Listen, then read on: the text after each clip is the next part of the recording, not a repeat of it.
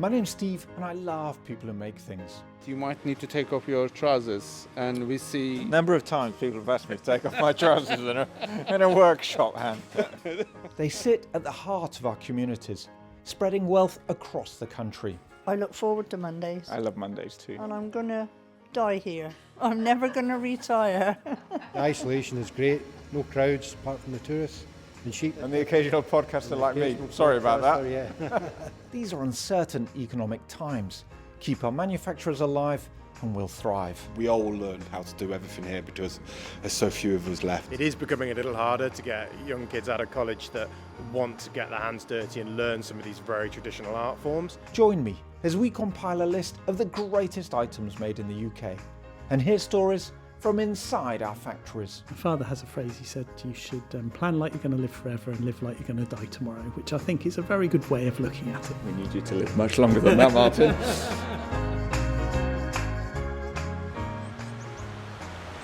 Welcome to the factory next door and welcome to the beautiful valleys of Wales. You might be able to hear a little stream going by there, and I am surrounded by hills of brown bracken.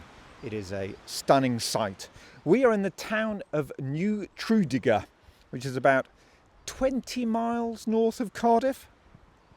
Now this region has quite a history of garment manufacturing. I remember many years ago, quite early on in my career, heading down this way to report on a big British brand who had a factory here that they were closing. They made polo shirts here and they were shipping it over to China. Thankfully, you and I are here for a much more positive story, one of resilience and hope. We are heading into the factory of a company called AVEVA, who, if you don't know them, make exquisite lingerie. These things are pieces of art. I cannot wait to get in there. Whilst I go introduce myself, have a listen to what's coming up on today's show. I've always wanted to have a lingerie brand. I think it's hard for people to understand how empowering lingerie can be. I don't watch Coronation Street, but people look at that and think that's how we work. When we actually show people, they'd go, oh my God, that's really nice stuff. Is there hope? Or should I re-record that intro? Making here in Wales is one of our superpowers. Tell me what Shadowband is. Oh, it's the bane of my life. We had our ad account deleted. When you go to a dinner party, rather than taking wine or chocolate maybe, you take a lingerie set. I do. I like to give my friends little bits of underwear that I think they'd like. Something tells me you get invited to a lot of dinner parties. My name is Naomi Edmondson and I am the founder of Edge of Beyond. Okay, and we walk into a nice big room on the ground floor. And I'm guessing these are these cutting tables? Exactly, yeah. This is the cutting room. So we have all of the patterns all around the outside, rolls of fabric, and then the cutting machine, so the bandsaw. And Peter is our cutter. Lots of fabrics here on our left, rolls and rolls of fabrics. Lots of fabric.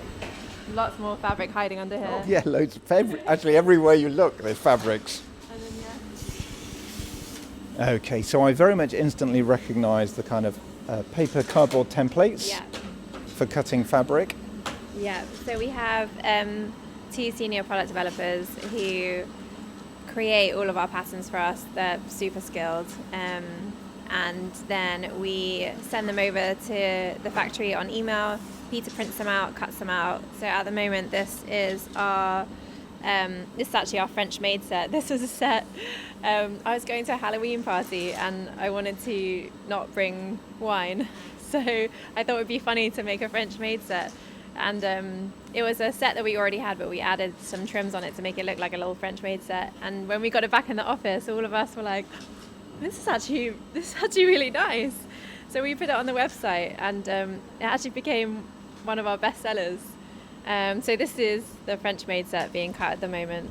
So when you go to a dinner party, rather than taking wine or chocolate maybe, You take a lingerie set. I do. I like to give my friends little bits of underwear that I think they'd like. Well, actually, the first year I went to a Halloween party, I bought wine and I walked in and someone took the wine off me and I saw this graveyard of wine and I was like, why did I bring wine when I could have bought her something that she would actually probably like a lot more? Something tells me you get invited to a lot of dinner parties.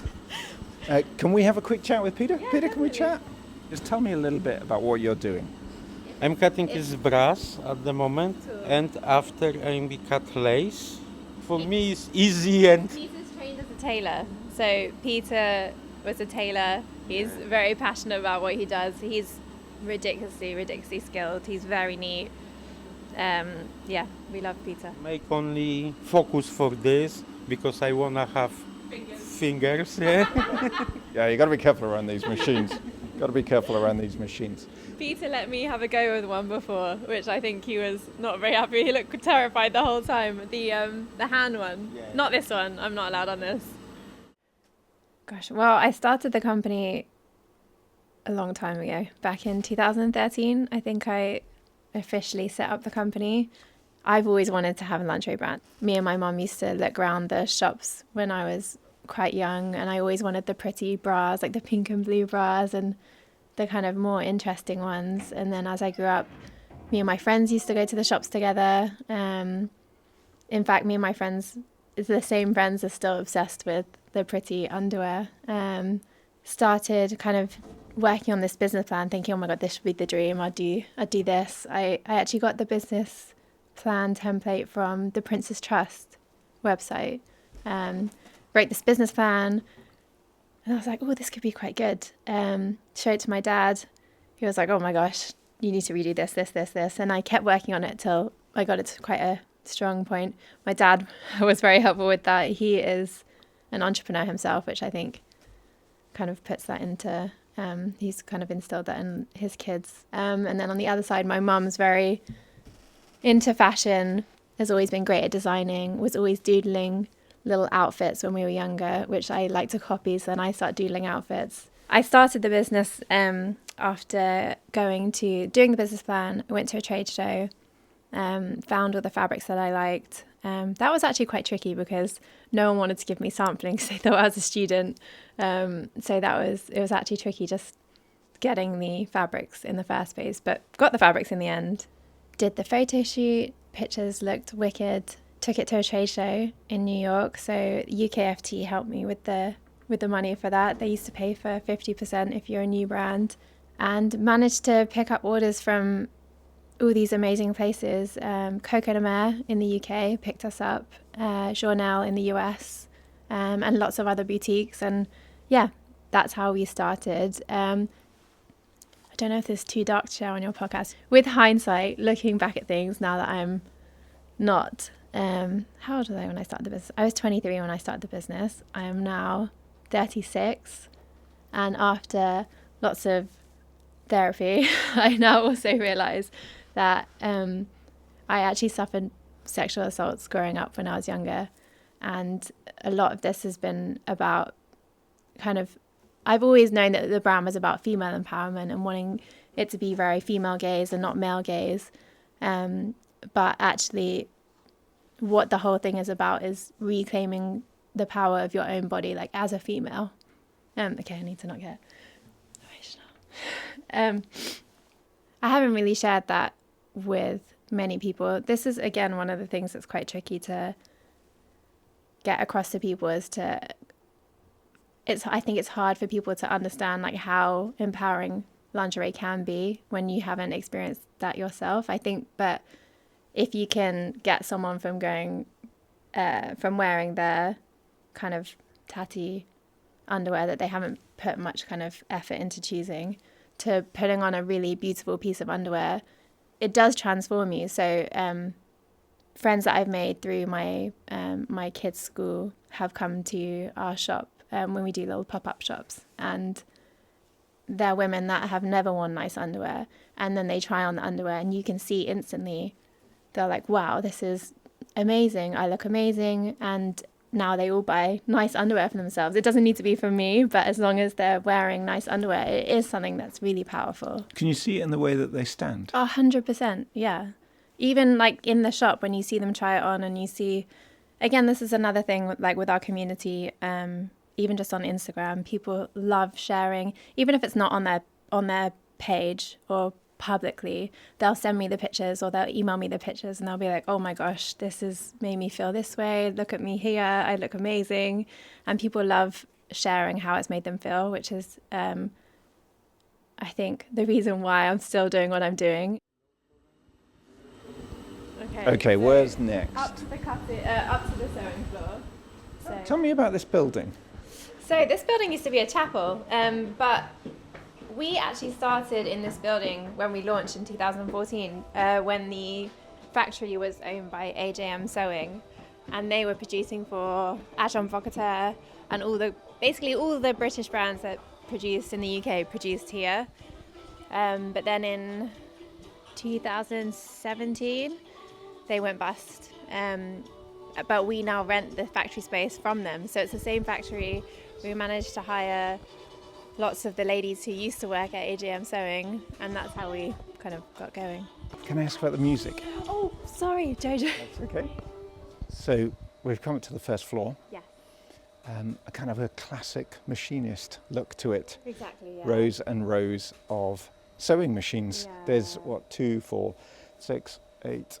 It's kind of like 10, 11 on running, two rows of 10 or 11. Yeah, that should be exactly right, because to make everything that we make, we need around 22 machines. So there's a lot of machines. A lot of machines, lots of spools of thread, and some machinists working away. Instruction manuals. Yeah. Is that what they're called? Tech These are our packs? tech packs. So Jojo and Kirsty do all our tech packs for us. They're very thorough. So everything has to have a measurement and a CAD. So the ladies use these with the patterns and the fabric to know exactly how to make each piece. One of the things that struck me looking down on Peter's cutting table was the sheer number of different little pieces he had dotted around his cutting machine. Because I imagine actually something like a bra is made up of a lot of pieces, quite small pieces. I think some of our bras have about 22 fabric pieces going into them, which each need cutting individually. So there's a lot of work that goes into them.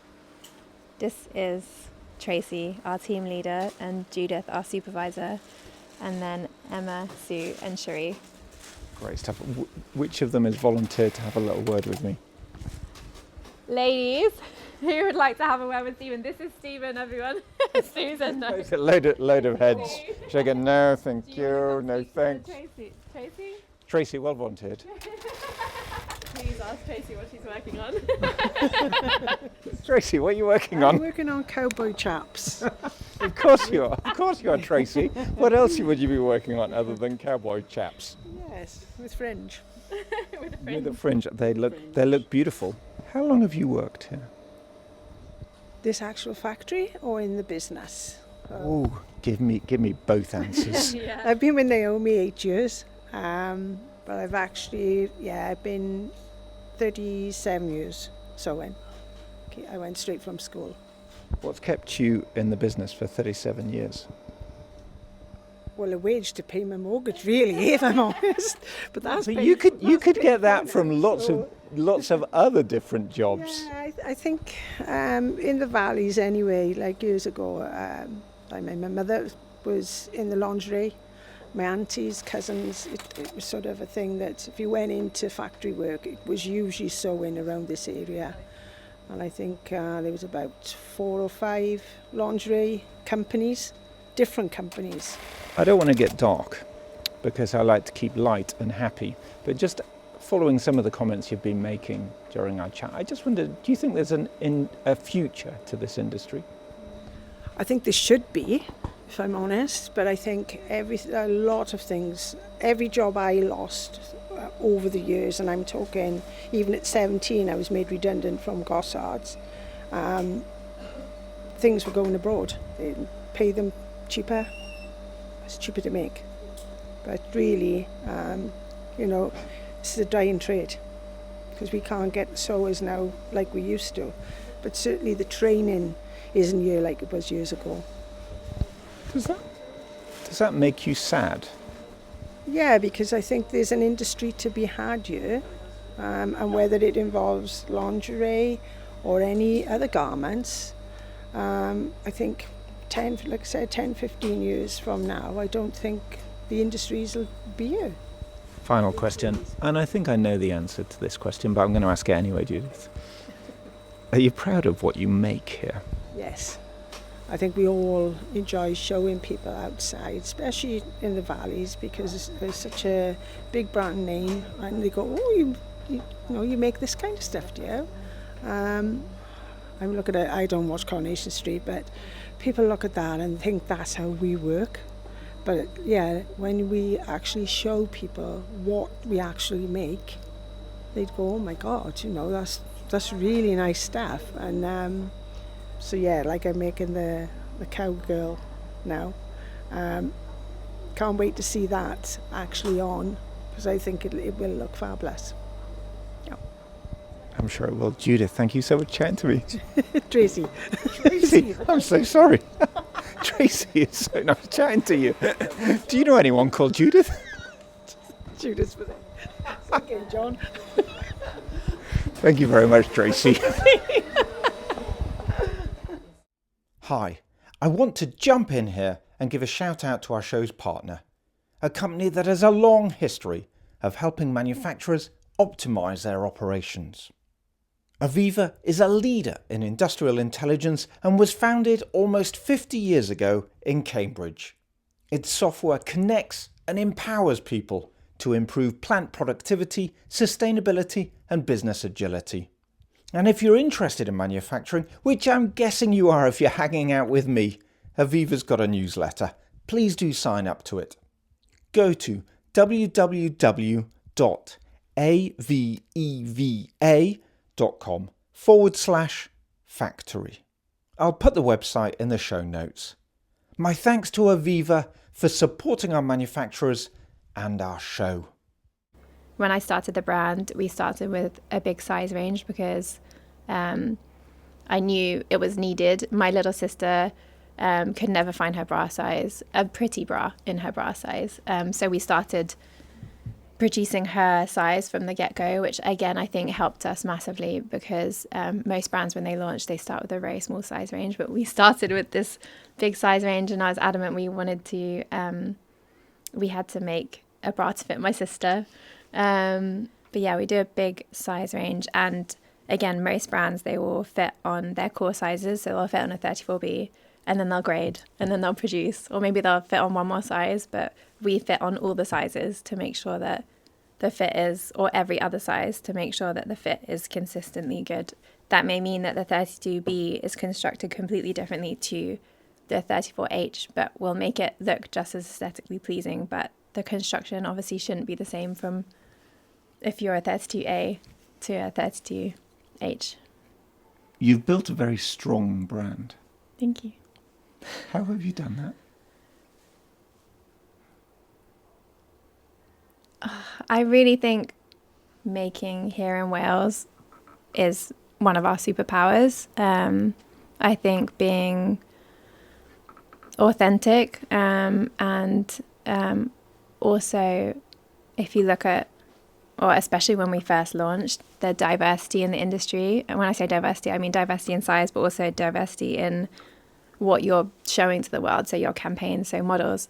I remember when we first launched, okay, I have to be careful not to say who this was.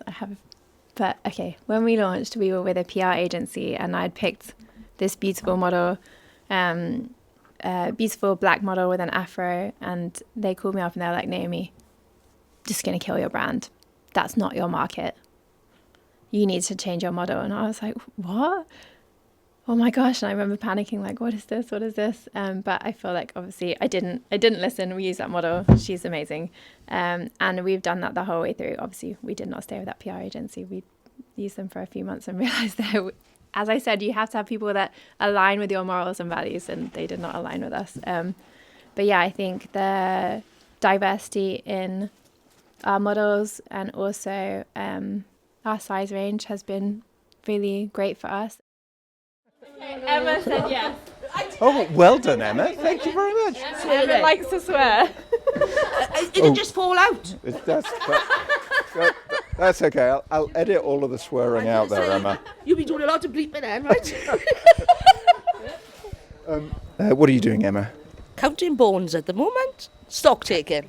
Counting bones. Yeah, wires You're put going to in have the to brass. tell me the wires under brass. Yes. Was it always the plan to go into this industry, or was it by accident? Just looking for a job one day, knocked the door and went from there really. And I haven't gone nowhere ever since. Do you think there's a future for the industry here? Not if they don't start getting youngsters in, no. 'Cause youngsters don't do sewing and that, do they? Do you have a family, can I ask? I have family, yeah. Did any of them ever express an interest in coming into this industry? None whatsoever. One have gone, I've got 2 older daughters. One have gone into caring, and the other have gone in with children, nursery. And my son is on the building, so no, I didn't have no interest at all in factory work. Why is that, do you think? I really don't know. I think it's just a sign of the times, and Emma, thank you so much for chatting to me. Well, she never swore. So that was pretty good. Hi, my name's Leo and my dad is Steve, host of this show. I want to say thanks to everyone who follows The Factory Next Door. You are all lovely people. My dad says everyone who listens is a friend. A big shout out to those of you who have starred, rated or reviewed the show. I hope you get joy from this podcast. I get it from video games, but each their own. I'll let you get back to the show now. Bye! We are very limited to what we can do with our marketing because of the industry that we're in. It's lingerie. I don't think it should be shadow banned, but it is. So Tell me what shadow band is. it's the bane of my life. So we have been shadow banned on Instagram since before I had kids. So for over 8 years now on Instagram. So we used to grow organically by 100 followers a day on Instagram, just from posting nice content. Even when we weren't posting, we were just growing organically.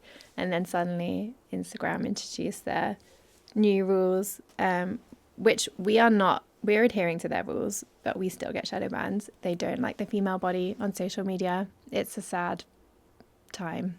So you get banned because it's perceived as showing too much flesh. Exactly. Well, it must be that. I know lots of lingerie brands struggle with this. Lots of lingerie brands are size, whereas if you are the bigger brands that I will not name, because they have big budgets behind in their ads, they are not shadow banned, which is, again, it makes it really difficult for us. So we can't we can run ads, but it would have to be just kind of an invisible mannequin shot or like a flat lay, as opposed to our main imagery, which is on a model. We had our ad account deleted actually because we were posting models, and I was saying we were using an ad agency, and we were all in agreement, like, this doesn't go against our rules, this is beautiful, we'll post it, and we got deleted. We also have been permanently deleted and banned from Twitter and Twitter of all places, and TikTok, and it's just it's frustrating because you have a different customer base on each of your different platforms. So we lost all of our sales to a specific customer base when we got deleted off Twitter, and they said they deleted us because of our cover image, which was just this beautiful picture of 3 models from far away in our underwear. None of it was sheer. So yeah, marketing is very difficult. So I've just decided we're not going to do marketing then. Chicken. People listening to this are going to be like, oh dear. Joe, do you want to talk to Jojo? No? Oh, it's still a no? Jojo's literally run out of the room. Okay, no Jojo. No Jojo. Okay, fine. So we've seen it being cut. Yeah. Sewn together. Yeah. So each of the ladies work on like a different part of the process. Yep. This was definitely be Jojo's area to explain. So yeah, and so they also move between machines. As you saw, there's more machines than there are ladies. So yeah, it's quite an intricate process.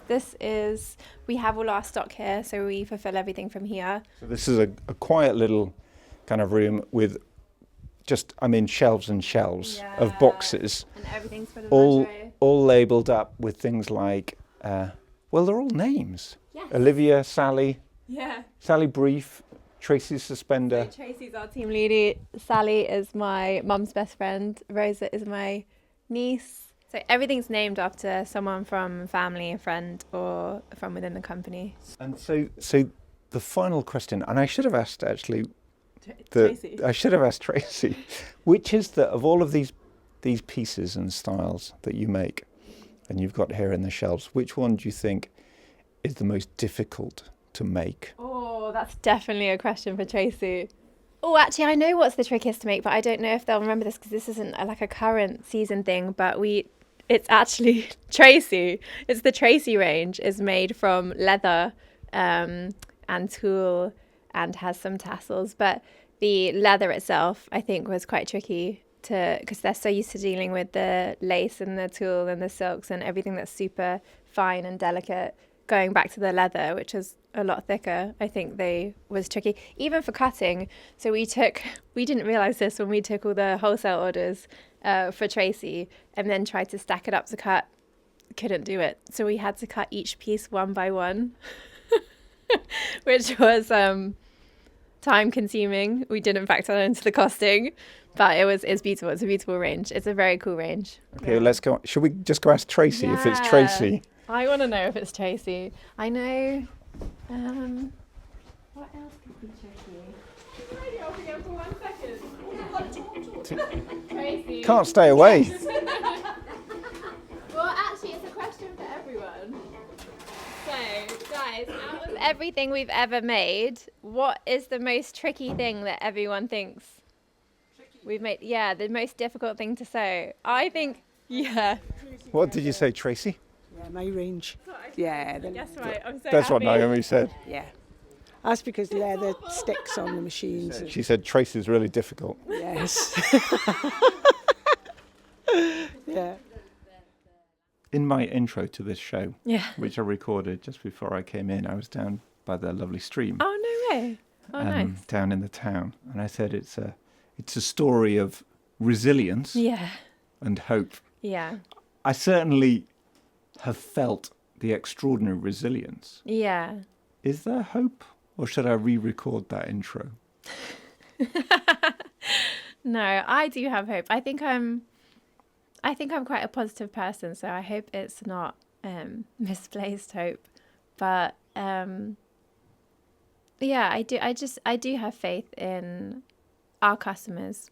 I think that's definitely one of our strong points, is how amazing our customers are, how much they listen and how much they appreciate our products. So I feel like we'll always have a strong D2C. Wholesale, I don't know if I have hope for wholesale. I think in an ideal world, we would have a shop so we could see our customers. And I know our customers are always asking us if they can come and see us, and it's not something we could do at the moment. So if I was going to be very hopeful, I would say it would be amazing to have a shop front. I've heard horror stories and I've heard fantastic stories. I don't know which one to listen to. I think it's so hard. We said in our business plan, we said we would have a shop by year 5. And then when we got to year 5, I was like, okay, it'll be year 10. Obviously lockdown happened. And then I was like, oh God, thank God I didn't have a shop. But now we're in year 11. Still no shop. So I don't know. I'm not a very big risk taker. I don't like risks. They scare me. And a shop feels very risky. So I don't know. Before I let you go, can I show you your illustration? Yes. I would love to see the illustration. Oh God, this is really exciting. Oh my gosh, stop. That is stunning. So what set is that? That's the Charlotte set. That is so this is one of our best sellers. I haven't even spoken to you about the jewellery. So one of our USPs is the jewellery. We're the only brand in the world that does jewellery that attaches to all the underwear. That is so pretty. God, how did you do that? You can literally see the stitching. That's really cool. And the piqué strapping. Naomi, it's been an absolute pleasure chatting to you. Thank you so much to you and the team for showing us around your amazing factory. Thank you for coming I up. hope you're proud with what you've achieved, and I wish you all the very best for the future. No, thank you so much. That was really fun. Okay, so into the shed of greatness goes the Luxury Lingerie by Edge Beyond. Number 46 on our list of the greatest things we make here. My huge thanks to Naomi and the whole team there for welcoming us in. Just a reminder, if you want to see the illustration I did to accompany this episode, pop along to Instagram at The Factory Next Door. There you'll be able to see my illustrations of, well, every item we've had on our list so far. And thanks for everyone's messages. Morgan and Wells, I am honoured you think I could rock a Claudia fringe. Gil Morrison 15, I'm loving surprising you. And Bindi McClymont, I hope I pronounced that correctly. I'm loving the show. Thanks very much for joining us. Okay, let's all hang out again in 2 weeks' time. For now, wherever you are, whatever you're doing, I hope you're happy. Until next time, bye.